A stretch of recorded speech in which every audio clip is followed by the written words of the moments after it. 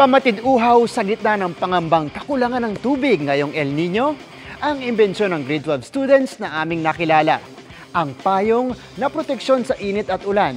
Ginawa nila ng paraan para makaipon ng ulan na kayang mag-convert sa malinis na inuming tubig. Let's change the game and discover their invention, ang Acquire.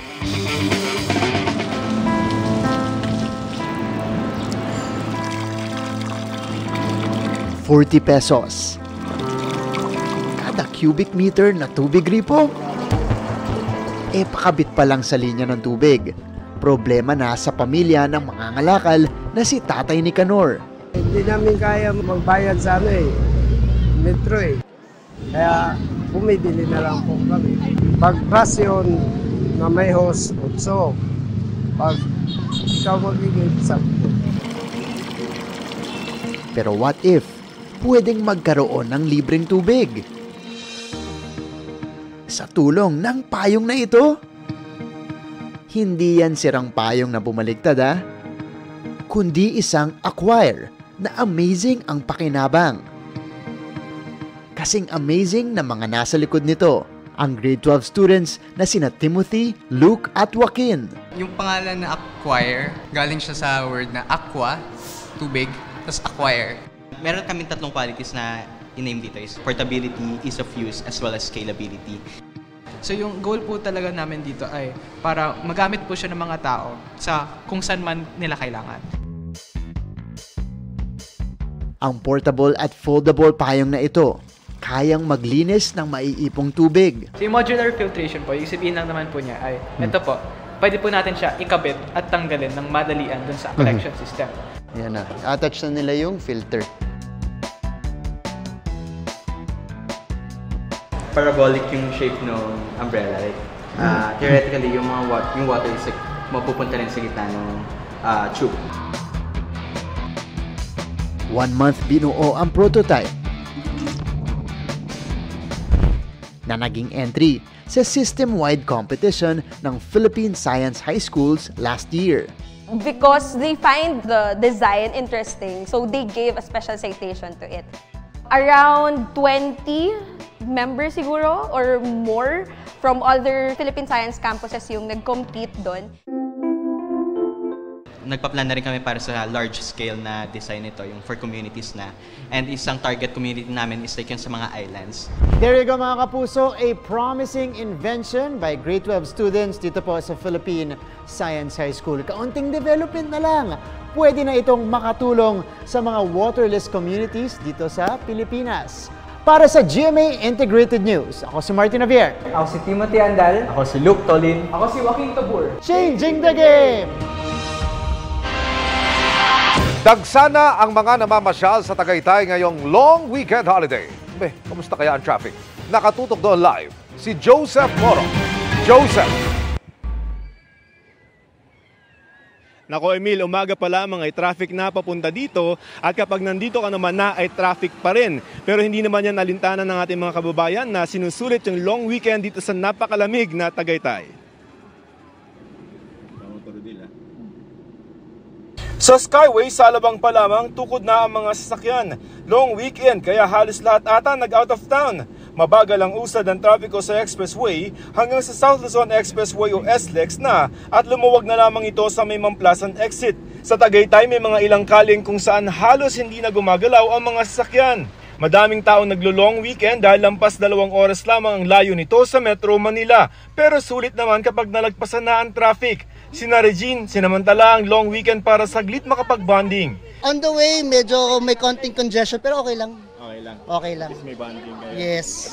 Sa picnic group sila pumunta kung saan patok sa mga bata ang horseback riding. 350 pesos ang ticket para sa 1 oras na horseback riding. Para na kayong nasa Baguio at hindi nyo na kailangang bumiyahe ng malayo.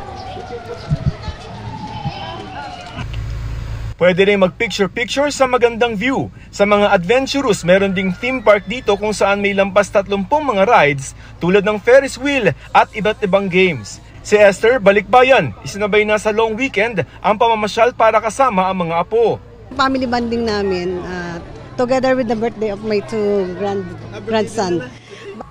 Dito pwedeng na rin i-advance ang Valentine's Day. Para sa Magsing Irog, may 360 video na pwedeng remembrance ng espesyal na araw na ito. Nagkayaan lang. Kasi wala kayong pasok pa? No, wala po, holiday. Pagpagod na kayong maggala dito sa Tagaytay, syempre food trip naman. Ito, syempre, kilala ng Tagaytay sa Bulalo. Ito ay good for 2 to 3 persons. At kung mahilig naman kayo sa seafood, ay merong syempreng tawilis. Si Lourdes galing pang San Antonio, Quezon at nagpasyan dito dalhin ang kanyang mga tita.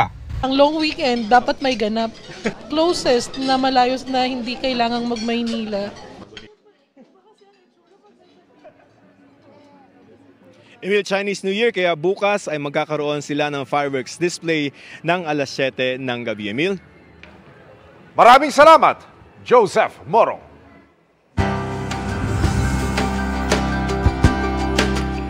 Hirap man at may edad na, dugo at pawis pa rin ang inaalay ng isang ama para maitaguyod ang kanyang anak. Itinampok natin kamakailan ang kwento ng kanyang kasipagan, kaya bilang regalo, sinorpresa siya ng GMA Kapuso Foundation. Dahil sa kahirapan, hindi magawang tumigil sa pangangalakal ng 58 taong gulang na si Romy. Kahit na minsan sumasakit na ang kanyang tuhod. Lahat ng ito para raw sa kapakanan ng anak na si Micah. At kahit 200 pesos kada linggo lang ang kanyang kita, tumutulong rin siya sa ibang kaanak. Pag nakaipon ako ng mga katulad ng aluminum, tanso, mahalaga yan eh. Yan, nakakabinta ako mga 200. Makakabili ako 5 kilong bigas para sa mga apo ko. Kaya para masiguro na maayos ang kalusugan ng mag-ama, sinamahan natin sila sa Barangay Health Center ng Barangay Santa Cruz sa Antipolo.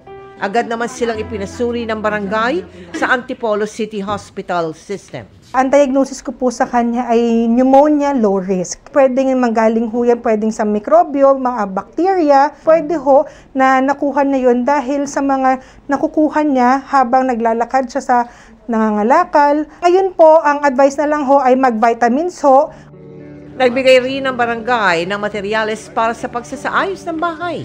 At para hindi na mangalakal si Romy, magbibigay sila ng buwanang financial assistance. Nilibre rin sila ng award-winning DJ ng barangay LS 97.1 na si Papa Dudut ng paboritong fried chicken ng mag-ama. Naghandog din tayo ng groceries, bigas, vitamins, hygiene kits, damit at school supplies. Maraming salamat at paano na pa-check up kami dalawa ng anak ko. At sa mga tinulong ang pinadala sa amin. Sa mga nais makiisa sa aming Kapuso Kalusugan Konsulta Project, maaaring magdeposito sa aming bank account o magpadala sa Simona Luwalier. Pwede ring online via GCash, Shopee at Lazada.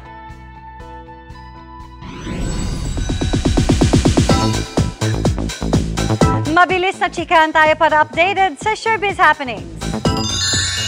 Love month indeed sa pag-hard launch ni Black Rider star Yazzie Pressman kay Camarines Sur Governor Luigi Villafuerte. Shinare niya yan kasama ng ibang photos na kuha sa isang event na tinawag niyang Beautiful Night of Love. One with nature naman si ex-City star Lee Sang-hyun. Sa kanyang adventure trip sa Daranac Falls sa Tanay, Rizal. Enjoy ang South Korean actor sa paliligo sa falls na may breathtaking view. Just a few weeks ago, spotted din si Sang-hyun na nag-Filipino street food trip. Kwento ng pagpapatawad at pagmamahal sa pamilya. Diyan iikot ang heavy drama episode ng Magpakailanman starring E.A. D. Guzman na gaganap bilang isang HIV survivor. Tungkol ito sa isang rejected son na walang ibang hangad kundi ang pagmamahal ng ama. Aarangkada na po sa Lunes, February 12 ang voter registration. Nasa 3 milyon ang inaasahang bagong botante, kaya ilulunsad na rin ang programang magpapadali ng proseso. At nakatutok si Sandra Aguinaldo. Kahit holiday, abala ang opisina ng COMELEC sa Quezon City sa paghahanda para sa pagbubukas ng voters registration simula sa Lunes, February 12. Hindi raw biro ang tinatayang 3 milyong Pilipino na maaring magparehistrong botante sa buong bansa. All systems go na at talaga pong magsisimula ng voters registration come February 12, 2024. Kahit po 17 years old pa lang kayo ngayon, pero by May 12, 2025 o yung second Monday of May po na yan, ay 18 na po kayo, pwede na po kayong magparehistro. At tatanggapin din po namin yung inyong school ID at yung pong inyong library card. Basta po ito again, meron pong pangalan, pirma, birthday at larawan po ninyo.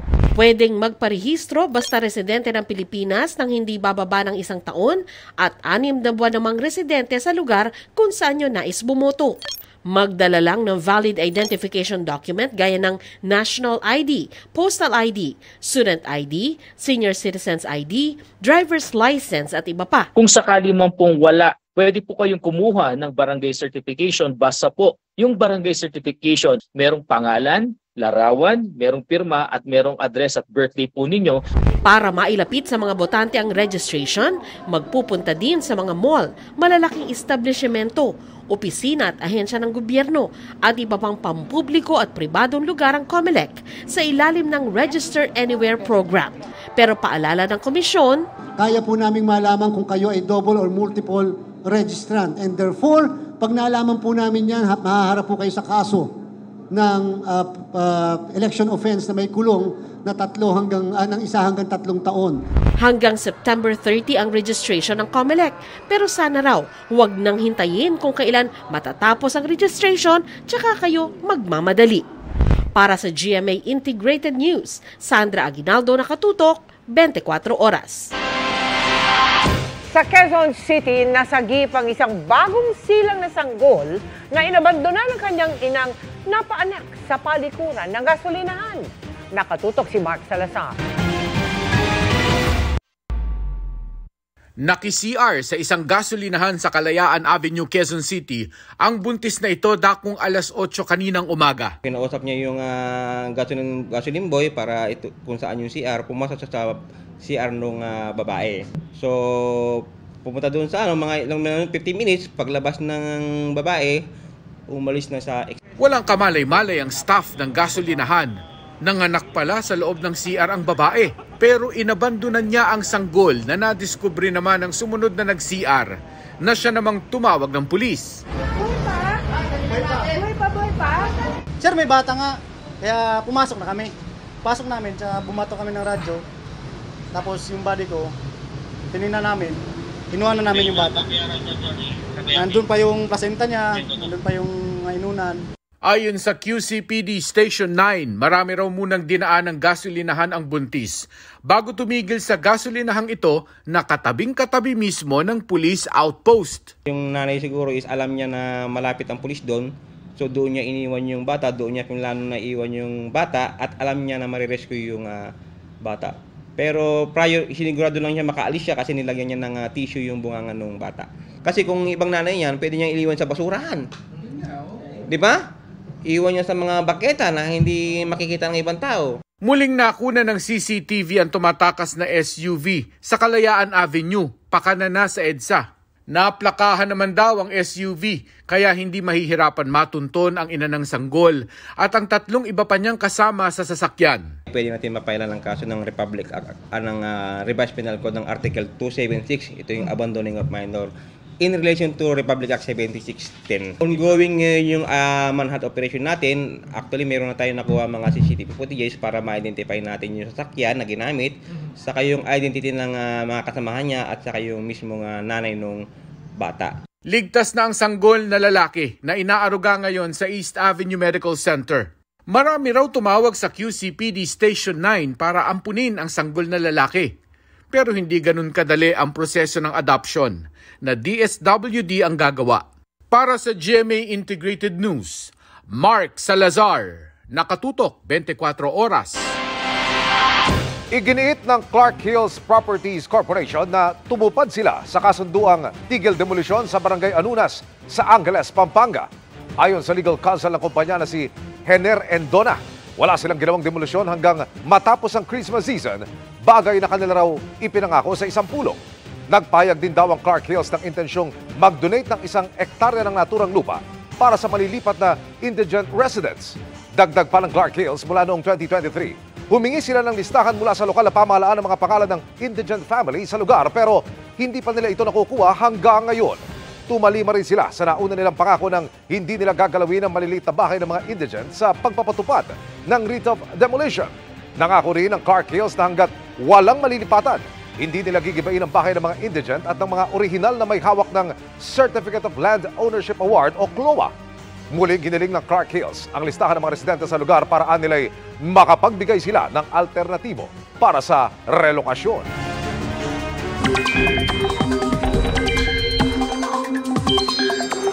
At ulat panahon naman po tayo. Mga kapuso, uulanin ang ilang bahagi ng bansa ngayong weekend, lalo na po sa linggo. Dahil po yan sa paglakas ng amihan, patuloy na pag-iral ng easterlies at posibleng pagbabalik ng shear line. Base po sa datos ng Metro Weather, uulanin bukas ang Apayao, Cagayan, Isabela, Aurora, Quezon at Mindoro provinces. May pag-ulan din sa Bicol Region, Panay Island, Leyte provinces, Caraga at Davao Region. Pagsapit naman ng linggo, magpapatuloy ang pag-ulan sa halos kaparehong mga lugar. May matitinding pag-ulan na inaasahan sa eastern portions ng Mindanao kasama ang Davao de Oro.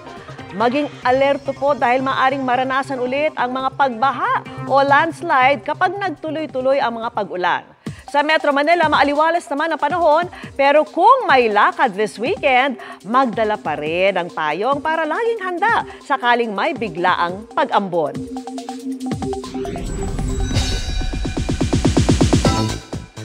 Kahit busy ngayon sa career, sinisiguro raw ni Marian Rivera na may time siya para makapag-celebrate ng Valentine's Day with her loved ones. Ang kanyang plan sa chika ni Lars Santiago. Nakibati ng Kung Hei Fat Choi si Marian Rivera sa pakikicelebrate ng Chinese New Year sa isang event. Naaliw si Marian sa pagkuha ng video ng lion dancers na ipapakita raw niya sa mga anak na sina Zia at Sixto. Kahit puyat galing sa taping ng Jose and Maria's Bonggang Villa, fresh na fresh pa rin si Marian.